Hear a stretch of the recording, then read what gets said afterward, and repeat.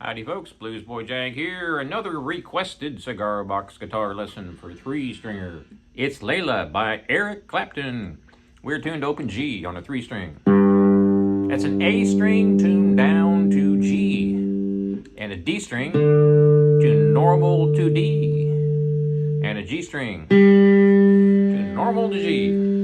This one is not too hard. When I say not too hard, it sort of depends on your experience playing a cigar box guitar like a 6-string guitar. In other words, without slide. There's a couple things I need to mention here. First of all, this is only a 3-string, which means it's a skinny neck. It feels totally different than a 6-string guitar. Some people like that, some people don't like that. So for some people it's easier depending on the song and the riff, and for some people it's more difficult. On this one, it's neither. It's just as easy, so hey, thumbs up on that one. So let's get started on this. We're going to start out here on the 7th fret. So your first finger pretty much gets all those notes. We're not going to play all of those notes, but that's where your first finger is going to be going for your home base. So here's the lick. I'm using my fingers. I don't use picks generally speaking on a 3-string cigar box guitar, but you can if you like. So I'm going to be using my first finger on the 2nd string, 7th fret. I'm going to hammer 3 frets up. So that's going to be the 10th fret. Now we jump over to the 1st string. And we're going to be on the 7th fret. So you're going to hammer, which means pluck a note, and then hammer with your pinky. And I'm throwing my hand up in the air, so you can see I'm not picking with that hand. Now we're going to do a hammer pull, which means hammer on and a pull off.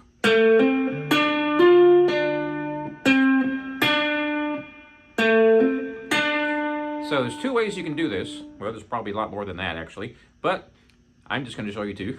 So we bar on the 7th fret across the top 2 strings from the very beginning of this song, because we're going to be going to that 1st string, and it's barred by that same finger, so you might as well just keep your 1st finger down there.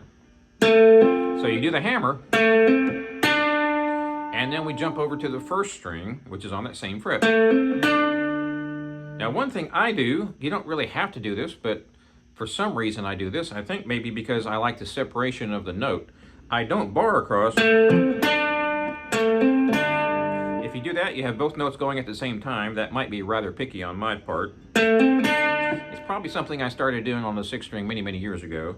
Anyway, what I'm doing here is barring across, and when you get to that 1st string, you're already there. You don't have to press your 1st finger down. So I'm barring across the top 2.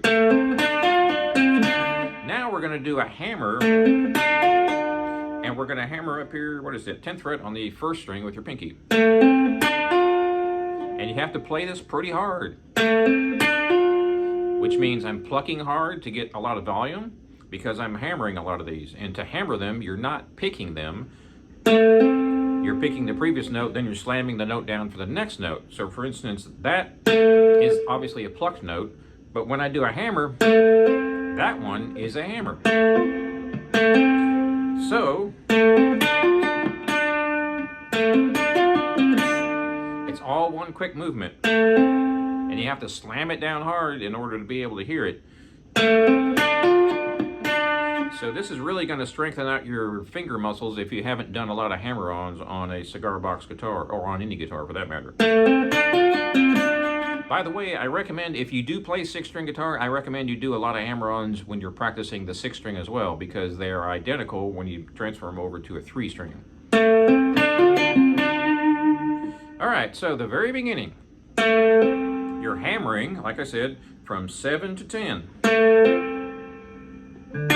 Then I'm playing that 1st string, and I'm hammering again from 7 to 10. And then I'm pulling off. Then I'm going to that 2nd string on the 10th fret, and back to the 1st string on the 7th. Now for the second part, I'm using my 3rd finger because bending with the 3rd finger for me is much easier. I actually have my second finger and my first finger behind the third finger. I've been doing this since 1979, actually 1978. Maybe even in the late months of 1977. I can't remember actually because I'm getting up there. So I'm bending this note and I'm using 3 fingers because it's easier that way. You don't have to use 3, but it sure does make it easier. So that's the first finger, the first string, third finger on the 10th fret.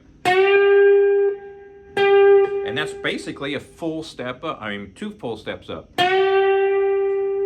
So, oh, I bent that too far. Then you come back down to the note you already played.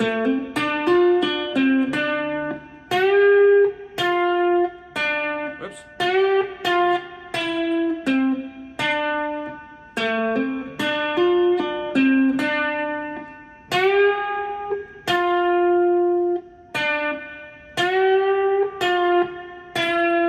That's my second finger on 1-9, first string, 9th fret.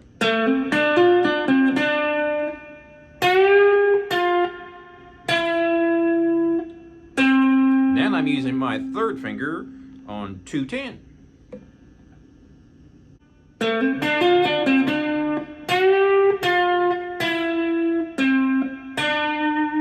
Now, if you don't know how to vibrato, that means basically wiggling the string. Now is a good time to learn.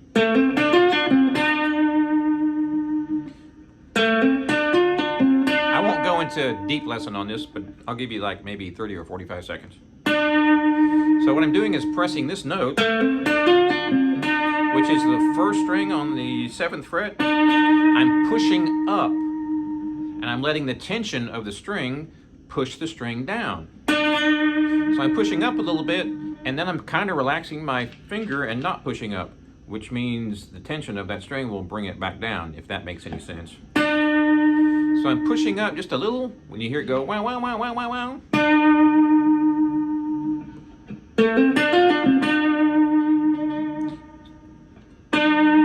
Some people wiggle the entire neck, and I do a little bit of that myself. Actually, a lot of that.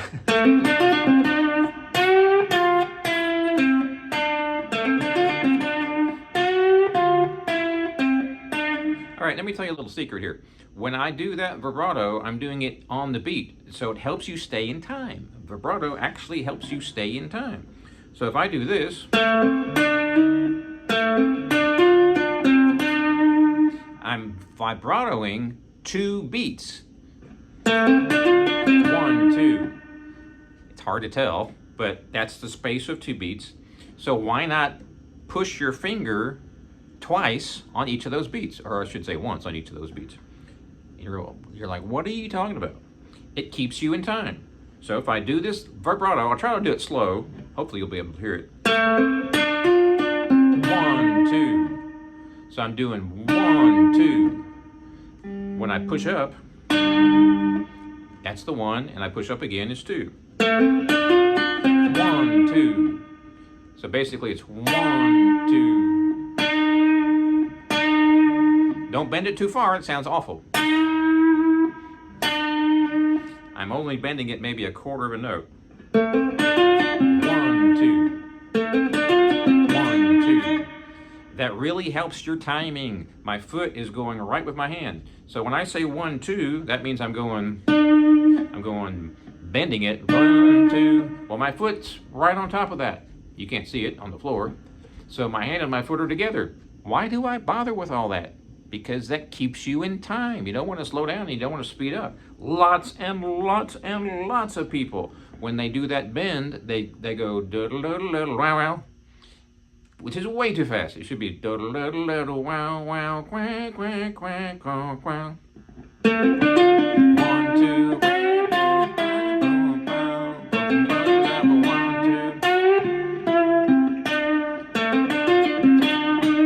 I'm picking it twice. So let me try this again. I'm going to pick the note, which is not what you want to do, but I'm just doing this so you can hear the 2 beats.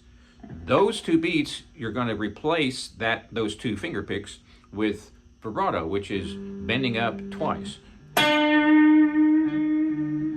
All right, so.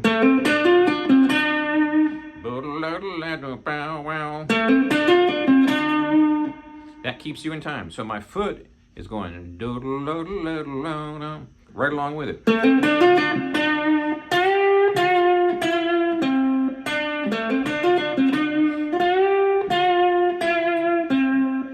And I'm also doing all those other notes are vibratoed as well.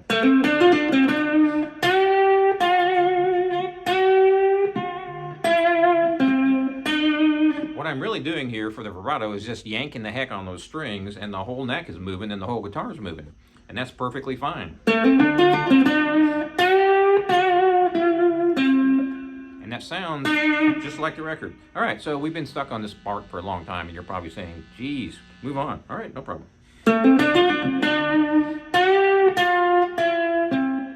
So that's the first way you can do this riff. The other way is play the same lick at the beginning and we do some bar chords. So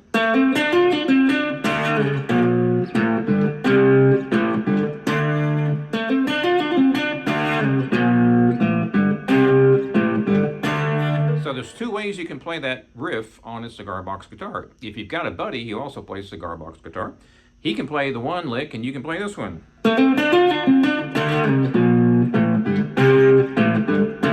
So what is that, Jag? You're playing it 18 times. Show us. Here we go. As soon as you play that last note of that first lick, which is that, you gotta immediately go to this chord and slide backwards, which means you're gonna have to really mash down those strings hard.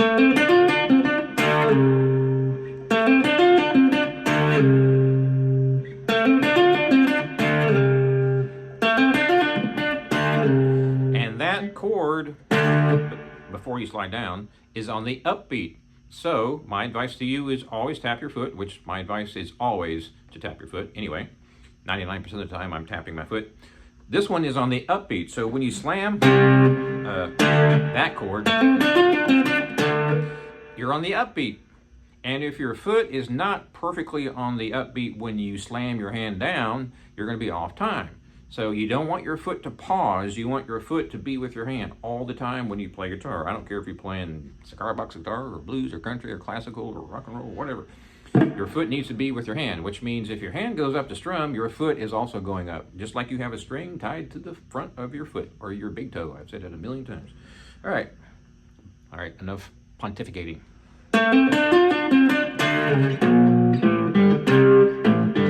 So what's the rest of that, Jag? You're doing some other chords. Well, here we go. That's your third fret right there. Then I go to 2 and then 0 and then 5.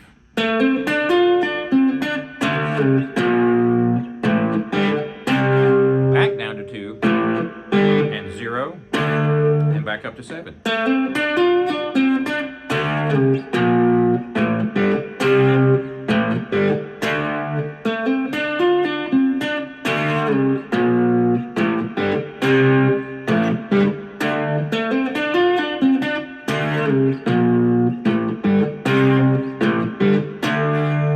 It's a lot easier to play slow like that than the actual tempo, I'll tell you what.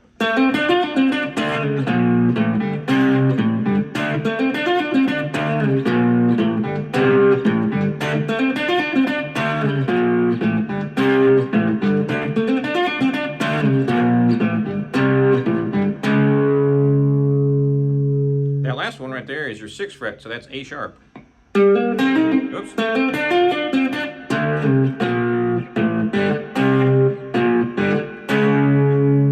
That's when he starts singing the verse. That's as far as we go on this song. This is just a riff lesson.